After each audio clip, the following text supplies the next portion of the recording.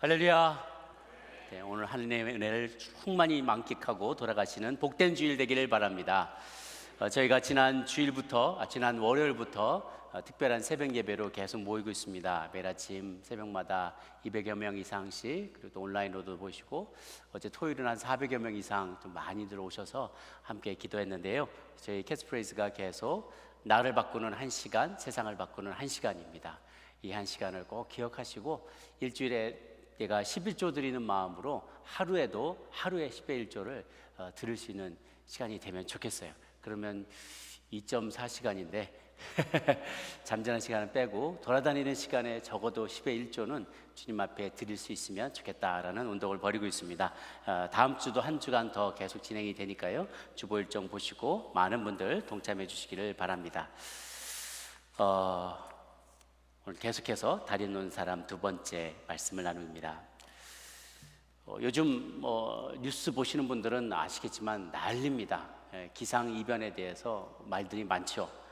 온도의 기록이 그 기온을 기록하기 시작한 이후로 한 19세기, 그러니까 산업혁명 이후에 약간 20세기 초반서부터 지금 한 100여 년 정도가 지나갔는데요.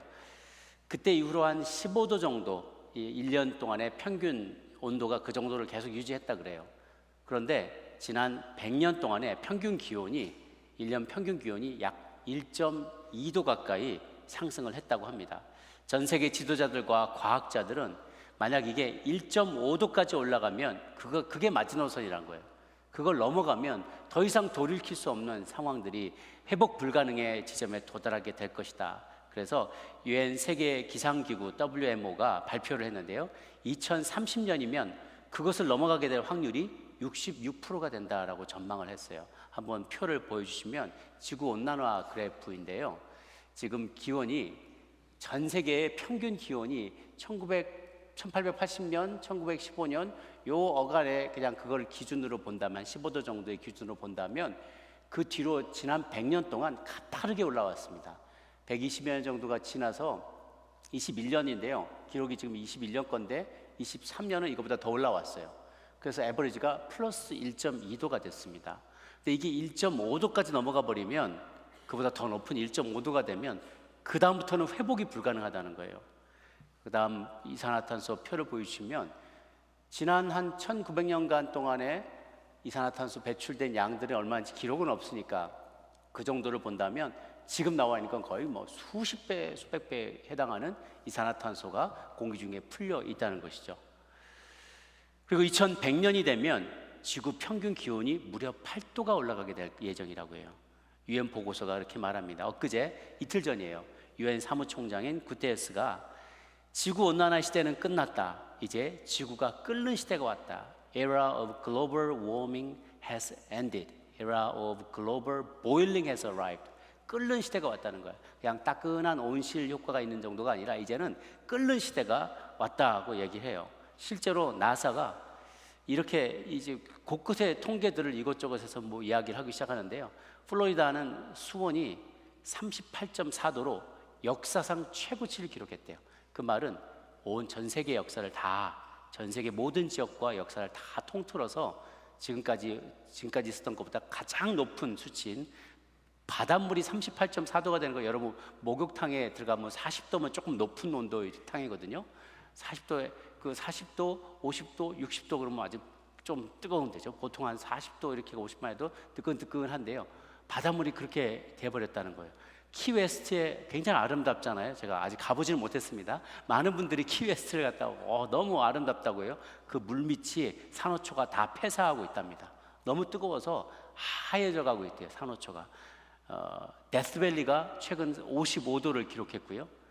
그리스는 산불이 한 달째 잡히지 않고 있다고 그래요. 얼마나 이게 건조했는지 산불이 한 달째 안 바뀌어요.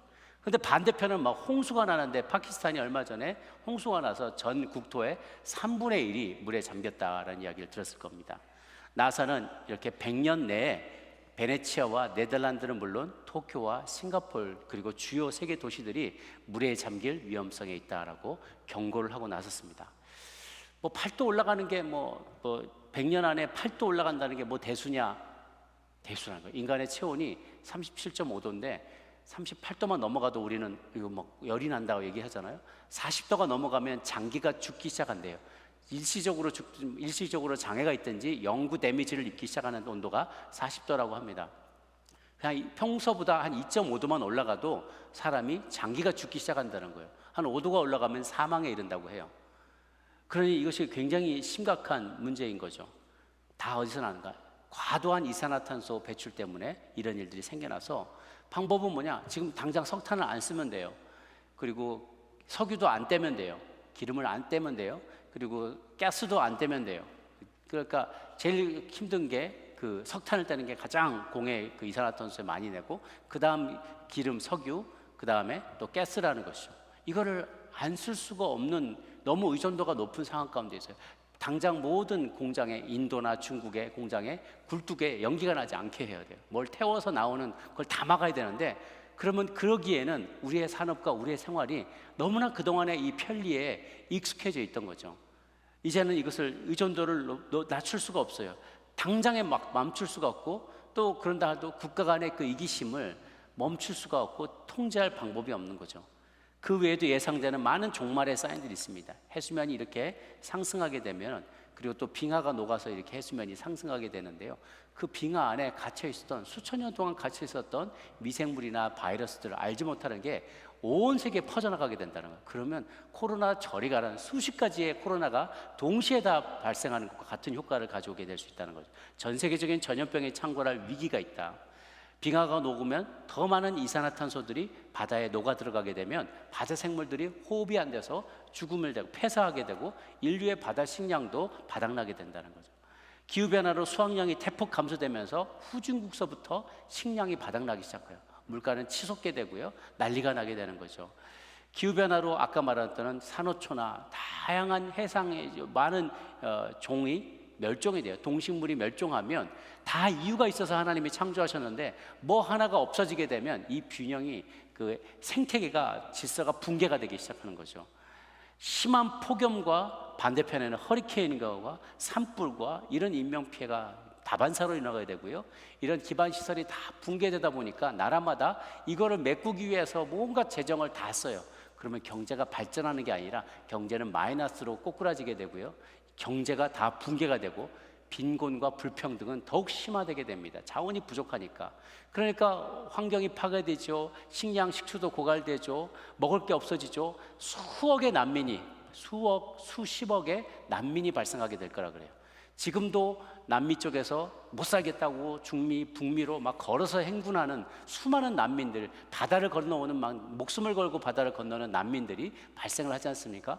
그건 수억의 난민들이 오게 되면 국경마다 그것을 통제하기 위한 분쟁이 벌어지게 되고, 심하면 국가 간의 이런 또 분쟁으로, 전쟁으로 비화될 수 있고요, 자원이 부족해지기 때문에 그걸 차지하기 위해서 서로 간에 이 전쟁의 위협이 생겨나게, 우발적인 핵전쟁의 위험도 높아지게 된다는 거죠.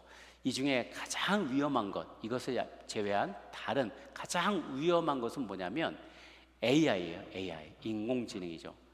지금 우리가 다소나마 통제하고 있지만 인공지능은 한 달에 두세 배의 속도로, 빠른 속도로 진화하고 있습니다. 뭐 1년에 얼마가 아니라 한 달에 두세 배 정도예요. 챗GPT가 나온 지 얼마 안 됐는데요, 그 이면에 또 다른 그 사이드에는 라마2라는 것이 있어요. 라마. 챗GPT는 자기들 회사 안에서 잘 컨테인하고 있어요. 근데 라마라는 거는 누구나 다 이걸 쓸 수 있게 실수로 페이스북에서 만들었는데 이게 소스가 다 공개가 돼 버렸어요. 잘 됐다, 차라리 다 공개해 버리자. 그러니까 전 세계의 이 인공지능 엔진을 누구나 다 다운로드 받아서 자기가 쓰고 싶은 대로 쓰는 거예요. 내가 자동차 메이커인데 이걸 잘 다운받아서 내가 갖고 있는 데이터를 많이 집어넣으면 머신러닝, 자기가 스스로 학습을 해요. 그래서 그 자동차를 만든 것만큼은 이 인공지능이 가장 탁월한 인간의 생각을 뛰어넘는 그런 기계를 만들 수 있어요. 내가 군산복합체인데 내가 무기를 만드는 회사인데 그거를 막 학습시키면 수십억 개의 데이터와 전쟁의 데이터를 넣으면 그것에는 아무도 따라갈 수 없는 인공지능을 만들 수가 있는 거예요. 엔비디아의, 반도체 회사인 엔비디아의 CEO 젠슨 황이 앞으로 10년 후의 AI는 지금의 챗GPT보다 자그마치 100만 배 이상의 성능으로 향상될 것이라고 전망하고 있어요. 한번 그래프를 보시면은요, 아까 그 지구 온난화 그래프를 제가 아까 안 보여드린 것 같은데, 지구 온난화 그래프 아까 빨간 거 한번 보여주시면은, 빨간 그래프에 아까 저걸 한번 봤죠? 그 다음에 이산화탄소 봤군요. 죄송합니다. 이 AI 그래프를 한번 보시면은 인공지능이 이렇게 완만하게 발전을 해요. 그런데 인공지능은 그 중간에 나타나서 갑자기 치솟아서 올라서 인간이 생각할 수 없는 수준까지 발달하게 된다는 거예요. 특이점이 온 부분이 이 두 군데가 싹 교차하는 지점이에요. 이 지금 그리고 앞으로 조만간 이 교차점이 일어나게 될 거고요. 이 교차점을 지나면 AI는 우리의 통제를 벗어난 수준까지 올라가게 된다는 것이죠. 어느 한 회사나 한두 가지 회사나 어느 한 국가가 이 기술을 소유하고 있으면 그렇게 하지 말라고 강제할 수가 있어요. 그런데 이게 오픈 소스가 됐기 때문에 누구나 다 가져다가 자기가 원하는 대로 이거를 개발할 수가 있게 되었어요. 그러면 이제는 통제 불가능이 될 수 있다는 것이죠. 그렇게 되면 정말 나쁜 사람들의 손에 들어가게 되면, 혹은 AI가 스스로 자각해서 그걸 만든 사람의 통제를 벗어나 행동하기를 원한다면요, 얼마든지 자기 마음대로 세계 경제를 마비시킬 수도 있어요. 심지어 날아가는 비행기를 떨어뜨릴 수도 있고요, 여러분이 운전하는 테슬라가 고속도로를 역주행하게 만들 수도 있어요. 각종 무기 체계를 움직일 수 있고 심지어 핵미사일까지 오발사하게 할 수 있습니다. 실제로 최근에 미 공군이 드론에 AI를 탑재해가지고 AI 탑재한 드론의 시뮬레이션을 돌려봤어요. 연습으로 돌려봤어요. 어디 목표물을 타격하기 위해서 방공망을 교란시켜라, 적국의 방공망을 교란시켜라 라고 했는데, 이제 거기에 인간이 커맨딩을 하고 명령을 하고 드론이 따라와야 되잖아요. 그런데 거기에 명령을 하는 인간이 드론이 생각할 때 자기보다 못한 거야. 자꾸 실수도 하고 얘 때문에 걸쩍거려서 이 미션을 완수하기가 너무 불편해. 그러니까 차라리 얘를 없애버리고 내가 알아서 해야겠다. 이렇게 얘가 인간을 공격하다가 다시 그 공격하지 마 그랬더니 헤드쿼터를 공격하게 됐다는 거예요. 그런 일을 보고를 하고 다들 깜짝 놀라게 됐어요. 야, 이걸 안심할 수가 없구나. 지금도 이런데, 이게 정말 여러분 SF 영화에만 나온 일들이 아니라, 보통 SF 영화에 나온 일들은 몇 년 안에 현실로 다 나타났던 걸 여러분이 다 기억하실 겁니다. 이런 일들이 SF에만 나오는, 영화에만 나오는 게 아니라 현실로 나타나게 될 일들이 바로 앞에, 눈앞에 있다는 거예요. 지금도 영상 같은 데 보면 강사하는 강의들, 교수들이 이런 얘기를 많이 합니다. AI에게 은행이나 정부기관을 해킹하고 조작할 수 있는 좋은 프로그램을 만들어줘. 그거를 방지하는 프로그램들이 많이 있거든요. 그 방지하는 프로그램들을 다 피해서 네가 한번 탁월하게 해킹할 수 있는 프로그램을 만들어봐. 그러면 탁 5초 안에 만들어낸대요. 그러니까 지금 통제하는 기술이 없기 때문에 이것이 지 마음대로 하게 되면 누군가가 이것을 악용할 수가 있게 되는 거죠. 제가 이렇게 얘기하는 것은 무슨 기독교 과학자들이나 뭐 이런 사람들이 한 말이 아니라, 다 그냥 세큘러 과학자들, 현대의 세계에 있는 과학자들이, 정책 기반자들이 얘기하는 인공지능, 과학의 앞으로의 날들, 그리고 자연계의 지구상에 일어나게 될 수많은 암울한 전망에 대해서, 가까운 미래에 나타나게 될 암울한 전망에 대해서 이야기하고 있는 것입니다. 인류 종말의 시한폭탄이, 카운트다운이 시작된 것이나 다름이 없어요. 정말 총체적인 난국을 맞고 있죠. 도대체 인류가 어쩌다가 이 지경까지 이르게 되었는가? 이 모든 일은 과연 어디서 시작되었는가? 그것은 어느 날 갑자기 일어난 일이 아니고 성경에 다 예고되었던 일들입니다. 인간이 하나님을 떠나서 죄로 망가지기 시작하면서, 그리고 죄와 욕망의 노예가 되면서 이 일들은 시작이 됐어요. 그래서 자기가 죄로 망가지니까, 죄로 망가진 인간이 세상을 망가뜨리기 시작하는 거예요. 내가 망가지고 나니까 망가진 인간에 의해서 세상에 다 원래는 생육하고 번성하고 땅에 충만하라, 땅을 다스리라, 땅을 통치하라, 정복하라 라고 5가지 명령을 주셨는데 잘 돌보라는 거예요. 통치하라고. 그런데 인간이 망가지고 나니까 돌보는 게 아니라 착취하기 시작했다는 것이죠. 세상도 이제 파탄나기 시작한 거예요. 그래서 우리가 구원이라고 말하면 마치 굉장히 영적인 단어만을 생각을 해요. 오케이, 죽고 나서 우리 구원이 필요하지, 영혼의 구원이 필요하지. 그런데 죽는 거는 고하간에 지금 당장 내일 살 수 있을지도 우리는 고민하고 걱정해야 될 시기에 오게 됐다는 거예요. 구원, 죽고 나서 구원이 아니라 당장 내일 내가 구원받아야 될, 당장 내일 우리가 구원받아야 될 인류들의 그런 운명, 암울한 운명에 놓이게 된 것이죠. 오늘 앞선 본문에 창세기 11장 본문을 보면 수천 년 전 인류 역사의 여명기에 있었던 한 사건을 소개하고 있습니다. 당시만 해도 온 인류는 한 언어를 쓰고 있었어요. 하나님의 문화 명령에 따라 노아의 두 아들은 보낸 곳으로 각 곳에 흩어져서 생육하고 번성하고 땅에 충만하라, 정복하고 다스리라 라는 명령을 잘 실천했어요. 셈과 야벳, 첫째와 막내는 그것을 잘 실천하고 곳곳으로 퍼져나갑니다. 창세기 10장에 잘 나와 있어요. 그런데 그 중에 가운데 있던 둘째인 셈 함의 자손, 또 가나안의 자손, 요 자손들은 그 명령을 그렇게 순종하지 않았어요. 자기들이 가고 싶은 대로 가고 자기들끼리 뭉쳐 살기 시작합니다. 용맹한 사냥꾼이었던 니물롯 같은 경우에는 다른 족속들과 달리 하나님의 명령을 어기고 동쪽으로 옮겨가서 바벨론의 기름진 땅 시날이라는 땅을 셈의 후손으로부터 빼앗아냅니다. 그리고 그곳에 최초의 도시를 건설하기 시작해요. 그것이 오늘 창세기 11장의 이야기입니다. 11장 3절 4절 말씀 같이 한번 읽도록 하겠습니다. 시작.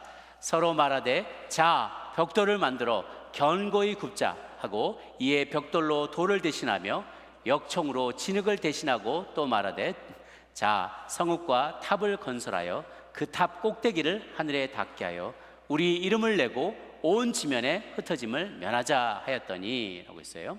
여기에 3절 4절에 보면, 특히 4절에 보면 인간들이 원하는 생각, 인간들이 갖고 있었던 네 가지 생각을 여기 그대로 쓰고 있어요. 그 네 가지는 무엇인가? 첫 번째, 도시를 짓자. 두 번째, 탑을 만들자. 세 번째, 우리 이름을 내자. 네 번째, 흩어짐을 면하자. 그러니까 첫 번째는 네 번째와 연결되고 두 번째가 세 번째가 연결이 돼요. 도시를 짓자. 왜? 그래야 우리가 흩어짐을 면하지. 도시의 울타리를 만들고 해자를 파고 우리가 땅하니 이렇게 성을 견고하게 만들면 우리가 흩어지지 않아도 될 거야. 흩어져서 막 먹거리를 찾아 헤매지 않고 여기에 딱 우리만의 왕국을 건설할 수 있을 거야. 두 번째, 탑을 만들자. 왜? 우리가 이름 내고 페이머스하고 유명한 자, 명성을 얻은 자가 될 수 있어서 아무도 우리를 무시하지 못하게 만들려고. 이것은 대단히 인본주의적인 생각이고 그것의 시초였습니다. 사실 니물롯이 죽고 난 뒤에 니물롯의 아내와 그 아들은요 스스로를 신이라고 부르기 시작했고 인류 최초의 여신의 모델이 되고 여신과 그의 아들이 쌍으로 신이 되는 그런 일들을 처음 시작한 사람들이에요. 니물롯은 굉장히 인본주의적인 사람이었습니다. 도시를 짓는 것은 그들이 하나님의 명령을 따라 흩어지기를 원치 않았기 때문에. 그래서 인간은 언제나 이런 죄에 빠질 때 미션보다 자기 시큐리티가 먼저예요. 내가 먹고 살고 내가 편안하고 내가 안전해야지. 하나님의 명령대로 하려고 그러면 실수도 하고 도전도 받고 생명의 위협도 있고 힘든 일들이 예상이 되는데 그런 챌린지를 받아들이기를 원치 않는 것이죠. 탑을 만들고자 한 목적, 명성을 얻고 주목받는 존재가 되고 싶어요. 도시로 모이는 게 뭐 이렇게 나쁜 거예요? 도시 자체가 나쁜 것은 아니에요. 모여서 효율성을 추구하고 안정과 번영을 추구하는 것 나쁘지 않습니다. 항상 그래요. 하나님이 주신 것, 허락하신 것, 과학이나 성이나 이런 것들은 다 도구인데 그거를 어떤 동기로 어떤 목적으로 어느 때 어느 정도로 그것을 의지하느냐에 그것이 선한 것을 쓰이냐 악한 것을 쓰이냐가 달려 있는 거죠. 하나님은 도성을 우리에게 주시겠다고 했어요. 계시록 21장에 보면 예루살렘을 주신다고 했어요. 이스라엘에게도 예루살렘을 주셨지만 새 예루살렘을 내가 너희 가운데 줄 것이다. 새 예루살렘, 새 하늘과 새 땅, 그리고 새 예루살렘이 마지막 때 우리 가운데로 내려온다라고 얘기를 하세요. 천국을 하나의 도시에 비유하십니다. 도시 자체는 나쁜 것이 아니에요.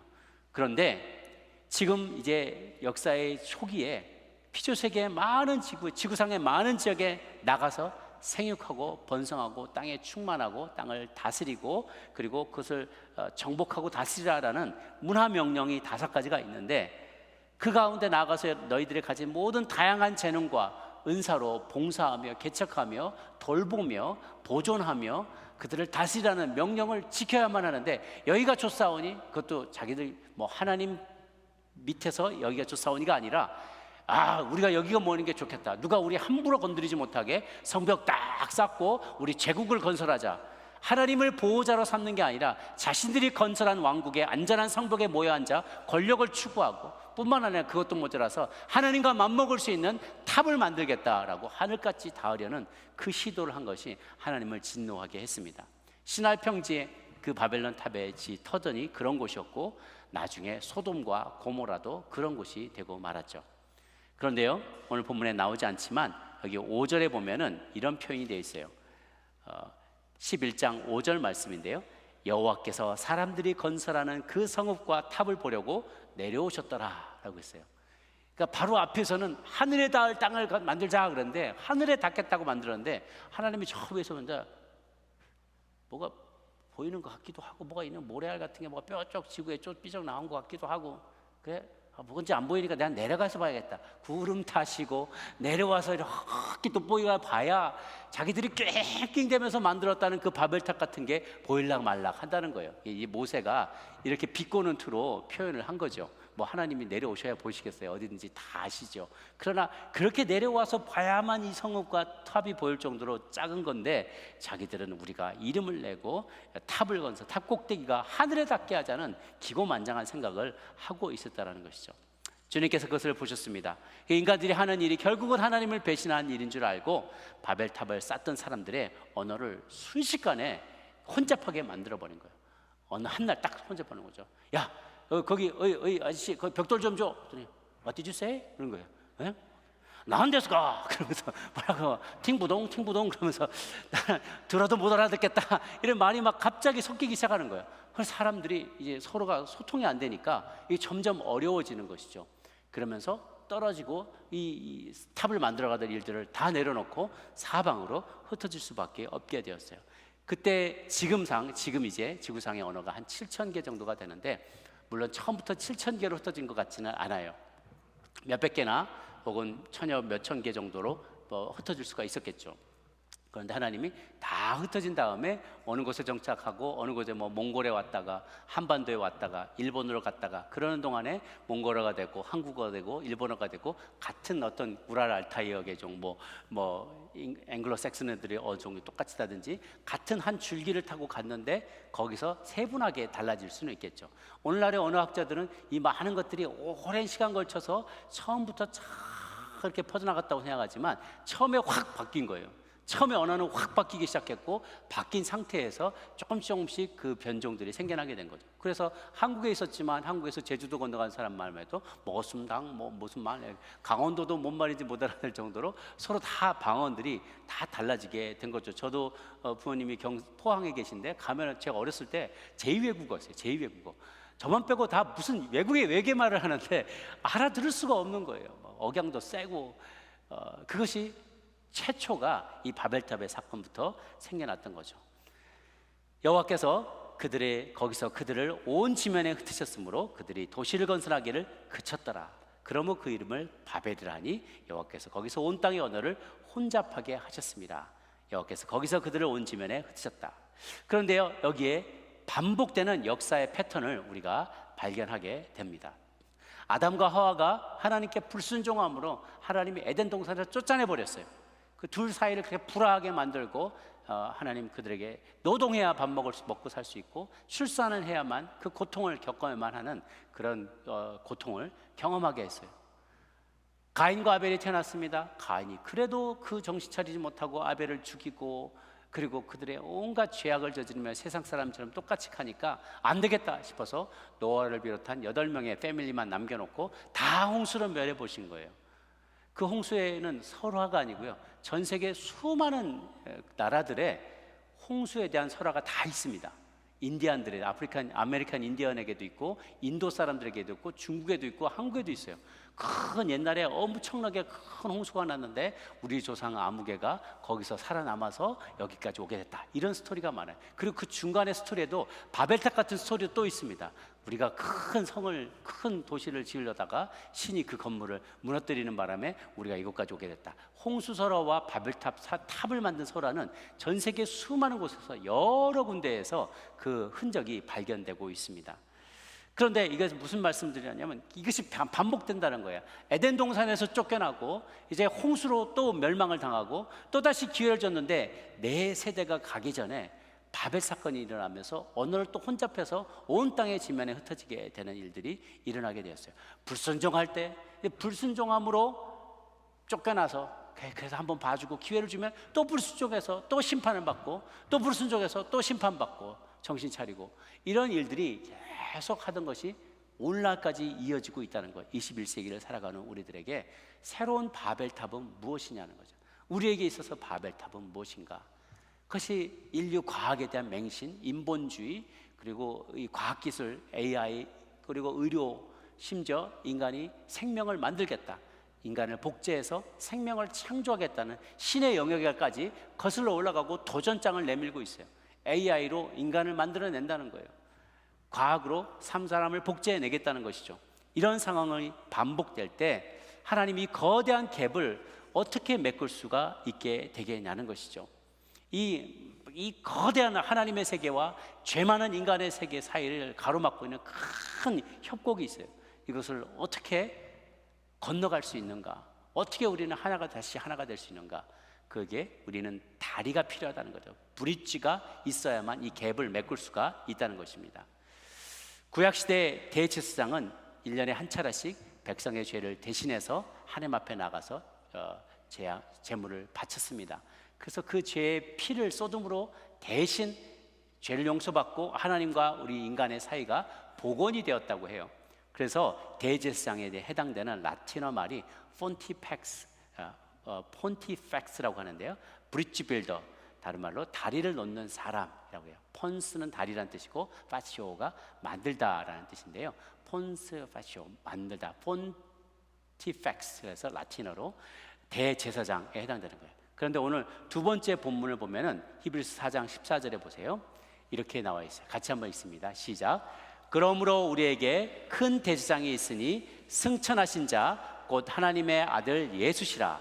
우리가 믿는 도리를 굳게 잡을지어다. 인간 대제사장만을 생각하고 있었는데 우리에게 큰 대제사장이 있는데 그분이 승천하신 자 곧 하나님의 아들 예수라는 거예요. 구약 시대는 인간의 제사장이 하나님과 이스라엘 백성 사이에 브릿지를 역할을 했다면 이제 새로운 시대에서는 예수님이 그 두 세계를 이어주는 브릿지 역할을 하신다는 거예요. 그래서 히브리서 전체의 주제는 더 나으신 대제사장, 그러니까 선지자들보다 더 나았고 천사들보다 더 나았고 모세보다도 더 나았고 그리고 더 많은 그런 여호수아보다도 많고 히브리 사람들, 유대인들이 생각하는, 자기들이 더 생각하는 우월한 대제사장, 그 다음에 이번에는 대제사장보다 나은 그분이 바로 예수님이시다라는 것을 히브리인들에게 강조하기 위해서 히브리서가 쓰여진 거예요. 유대인들에게 그분들 다 합친 것보다도 이분은 훨씬 더 탁월한 브릿지 빌더다, 대제사장이고 화해 역할을 감당하실 분이다 라고 얘기하는 거예요. 피로 계속해서 짐승을 잡아 제물을 드려야 되지 않아도 괜찮게 이제 자신을, 이 희생양을 대신해서 자기가 희생양이 되며 자기가 대제사장이 되실 분이 오셨는데 더 나은 대제사장, 바로 그분이 예수님이다. 그가 우리와 배신해서 떠나간 인간을 다시 하나님과로 연결될 수 있도록 브릿지 역할을 해주시는 분이 예수님이라는 것이죠. 그런데 그분에게 매우 특별한 조건을 만족시켜 주는데, 첫 번째가 양쪽을 모두 공감할 수 있는 분, 두 번째 양쪽의 신분을 모두 갖고 계신 분, 세 번째 그러나 죄가 없으신 분이었다는 거예요. 우리 본문 15절을 한번 읽어보면은요, 4장 15절 말씀 같이 한번 읽습니다. 시작. 우리에게 있는 대제사장은 우리의 연약함을 동정하지 못하실 리가 아니요 모든 일에 우리와 똑같이 시험을 받으시니로되 죄는 없으시니라. 아까 그 특징의 한 가지, 양쪽을 모두 공감할 수 있는 분, 배신당한 하나님의 마음 누구보다 잘 아시는 분이어야 되고, 하나님을 떠나서 시험 앞에서는 한없이 무기력하고 연약한 그 인간들을 너무나 잘 알기 때문에 불쌍히 여기고 긍휼히 여기고 동감해 줄 수 있는 분, 동정해 줄 수 있는 분이 필요하다는 거예요. 예수님. 또 두 번째, 양쪽의 신분을 모두 갖고 계신 분, 하나님이시지만 하나님의 아들로 이분은 신성과 인성을 다 가진 분이셨어요. 마지막, 그럼에도 불구하고 죄가 없으신 분, 죄가 없어야만 흠없는 어린 양처럼 자신을 들여서 제물의 역할을 감당하신 것이죠. 이 조건을 완벽하게 만족시켜주며 우리를 찾아와 먼저 손 내밀어 주시고 브릿지 빌더가 되시고 브릿지 자체가 되어주신 분이 바로 예수님이시다는 거예요. 여러분, 세상은 망해가고 있습니다. 늘 불타고 있습니다. 피할 수 없는 유일한 다리가 그 옆에 놓여져 있다면 살 길은 그거 하나뿐인 거예요. 제가 너무 부정적인 말만 많이 드렸지만 그리스도인들에게는 그러나 아무런 두려움이 없어요. 우리에게 희망이 있기 때문에 그래요. 다리가 남아 있어요. 길이 되고 진리가 되고 생명이 되는 생명의 다리가 거기 있어요. 그 브릿지 넘어가면 주님께로 언제든지 우리는 건너갈 수 있는 거예요. 다만 우리가 이곳에 남아 있으면서 우리에게 염려가 되고 걱정이 되는 것은 그 다리가 그곳에 있다는 것, 이것이 생명의 다리라는 걸 알지 못하거나 알아도 무시하고 있는 많은 사람들이 우리의 가장 큰 염려거리고 걱정거리인 것이죠. 사람들이 그 다리로 도망가지 않는 이유, 찾아오지 않는 이유는 망해가는 현실의 심각성을 아직도 인식하지 못하는 사람, 혹은 인식했어도 이거 내 능력으로 얼마든지 해결할 수 있어, 여전히 근거 없는 자신감과 그런 알량한 근거 없는 자신감으로 버티고 있는 사람들. 세 번째는 그 다리가 정말 안 무너질 만한 튼튼한 다리인지, 정말 믿을 만한 다리인지 아직도 재고 있고 의문하고 있고 의문을 가지고 질문하고 있는 그런 사람들이 있다는 거예요. 그런 사람들에게 먼저 경험한 우리들, 먼저 그분의 이것이 튼튼한 다리고 내가 여러 번 힘들었을 때 이 다리를 통하여서 이분의 도우심을 얻어서 생명을 얻고 지금도 살아가고 있고 기동하고 있다는 사실, 그것을 체험하고 은혜를 경험한 이들이 찾아가서 그들에게 알려줘야만 한다는 거예요. 첫 번째, 모르고 있는 사람에게는 문 두드려서 정신 차리라고, 지금 거의 불타고 있다고, 타 죽게 생겼다고, 망해가고 있다고, 살 길을 찾아야 된다고 알려줘야만 하는 거예요. 그러지 않고 밖에 나와서 팔짱 끼고 알아서 나오겠지, 때 되면 나오겠지, 답답하면 나오겠지 이러고 있어서는 안 된다는 거죠.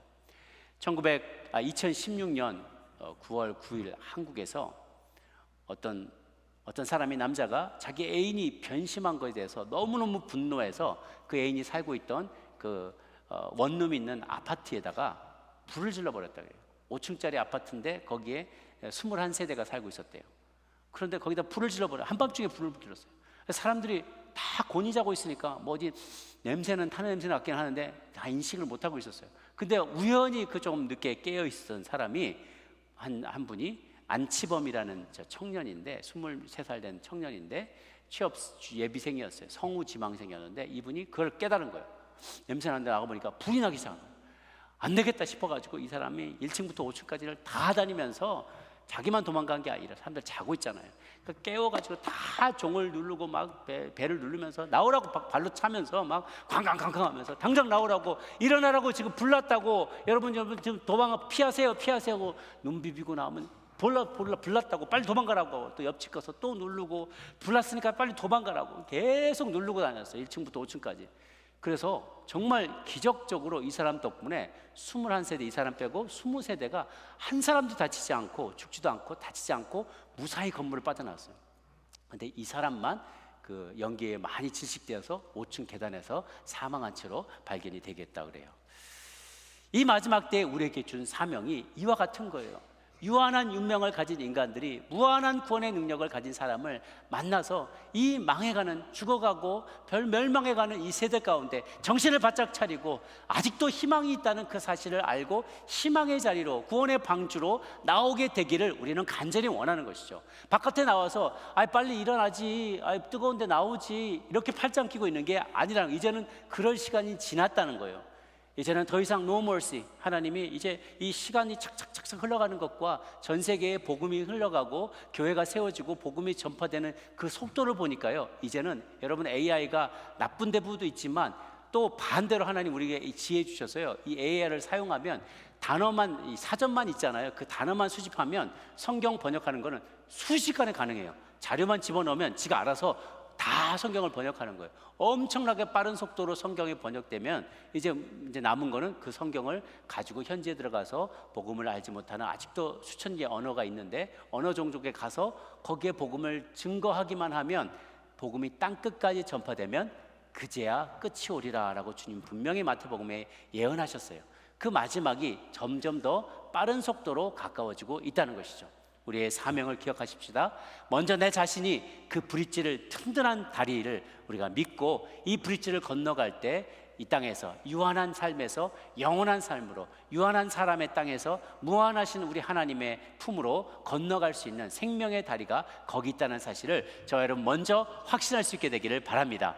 뿐만 아니라 그 확신을 바탕으로 이 땅에서 아직 불이 나고 있고 뜨거워져 가고 있고, 그리고 정말 이 마지막에 말세 지말이 가까우고 있다는 사실을 깨닫지 못하고 있는, 이 사태의 심각성을 알지 못하고 있는 많은 이들에게, 이웃들에게, 친구들에게, 가족들에게 찾아가서 개인의 종말이, 또 인류의 종말이 다가오고 있다는 사실을 알리고, 그리고 예수님을 믿는 믿음 안으로, 그 다리로, 생명의 다리로, 생명의 길과 진리와 생명이 되시는 예수님이라는 그 브릿지로 찾아가 생명을 얻으라라고 전파하기에 힘쓰는 저희들이 될 수 있기를 바랍니다. 물론 그렇다고 해서 이제는 내가 가진 거 다 팔아버리고 그냥 다 교회 들어가서 막 기도만 하면 살아야지, 이것이 아니라는 거예요. 각자 맡은 자리에서 끝까지 최선을 다해야 합니다. 마지막 환난이 어떻게 찾아올지, 언제 올지 몰라요. 그때 우리는 하나님의 나라에 각각의 전문가들이 다 필요합니다. 어떤 의료 질병 전문가도 필요하고, 의사도 필요하고, 교사도 필요하고, 상인도 필요하고, 물건을 유통할 사람도 필요하고, 모든 영역에 군인도 필요하고, 경찰도 필요하고, 각자의 영역에서 우리는 리더십을 발휘하고 마지막 순간까지 질서를 유지하고 한 사람이라도 더 살릴 수 있는 방법과 이런 아이디어와 학문적인 성과와 이런 것들을 동원하면서 많은 사람에게 알리고, 그 중에 동의하는 사람, 예수님을 마음에 받아들이는 사람을 한 사람이라도 더 건져내서 주의 백성을 삼을 수 있도록 각자의 영역에서 깨어 기도하며 이 마지막 때를 잘 준비할 수 있는, 그래서 그 브릿지 되시는 주님을 더 많이 알릴 수 있는 저희 여러분 모두가 되시기를 주의 이름으로 축복합니다. 아멘. 기도하겠습니다.